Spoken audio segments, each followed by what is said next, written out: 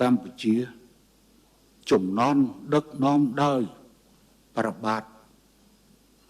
រោត្តមសីហមុនីជាមហាក្រាបគ្រងរាជ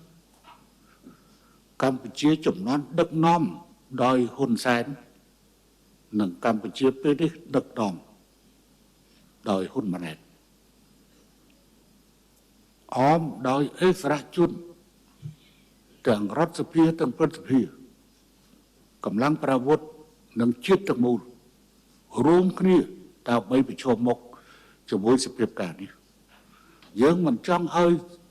អាស៊ានឈឺក្បាលចំពោះយើងទេយើងមិនចង់និយាយទៅក្នុងបញ្ហានេះប៉ុន្តែនៅពេលដែលប្រជុំអាស៊ានខ្ញុំដឹងថា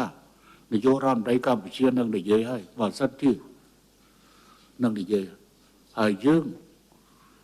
នឹងនិយាយទៅកាន់បរទេសនេះបើសិនជាលើកទឹកចិត្តឲ្យអនុវត្តវាយគ្នាមិនចាំបាច់ទេប៉ុន្តែបើលើកទឹកចិត្តឲ្យដោះស្រាយដោយសន្តិវិធីតាមយន្តការទ្វេភាគីនិងយន្តការតាមផ្លូវច្បាប់នៅតុលាការអន្តរជាតិយើងស្វាគមន៍ហើយយើងសង្ឃឹមថាមិត្តភក្តិបរទេសនឹងទទួលយកនៅសំណូមពររបស់យើងព្រោះយើងមិនតែបានសុំទៅសុំអាវុធយុទ្ធភ័ណ្ឌយកមកវាយគ្រាទេយើងសុំឲ្យតែគ្រប់គ្រងដោះស្រាយដោយសន្តិវិធីតាមផ្លូវយន្តការទ្វេភាគីនិងផ្លូវតុលាការអន្តរជាតិតែប៉ុណ្ណោះតាមផ្លូវតុលាការអន្តរជាតិតែប៉ុណ្ណោះ